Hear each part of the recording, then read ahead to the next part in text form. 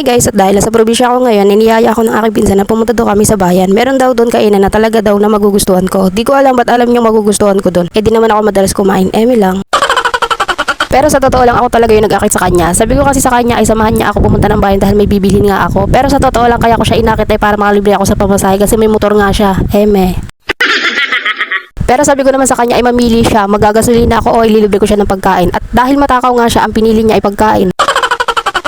Bago kami pumunta dito sa kainan na nakikita ko rin sa mga post sa FB ng mga taga sa amin, ay bumili muna ako ng mga kailangan ko sa grocery. Iniwan lang muna namin sa motor ni pinsan para wala kaming bitbit habang gumagala dito sa kainan. Marami pala talaga ditong kainan na talagang magugustuhan mo at mura lang din ang mga tinda dito. Namimili lang kami ni pinsan ng kakainin namin dyan.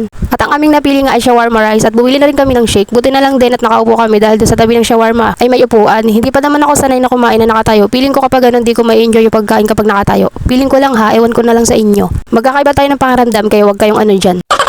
Ba't nangaaway ka? Kumakain lang kami dyan ni pinsan habang nagkukwentuhan. Pinag-uusapan namin dyan yung buhay ng iba.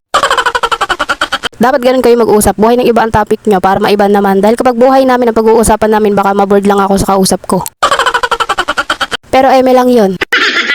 Pinag-uusapan namin dyan yung kinakain namin shawarma. Sabi kasi ni pinsan, buti na lang daw itong size na to ang pinili namin at hindi yung isa. Kasi sa ganitong size pa lang daw ay busog na siya. Medyo marami rin kasi tapos mabigat pa sa tiyan. Nakadagdag pa sa bigat ng tiyan yung shake. Ba't naman kasi shake ang binili natin, hindi na lang tubig. After namin kumain ay pauwi na rin kami. Ito yung sinabi ni pinsan habang pauwi kami. Dahil nabusog na po ang mera. Uuwi na po. Wala na, nabakla na talaga siya sa kinain niya. Bye na muna for now. See you in the next video. Bye!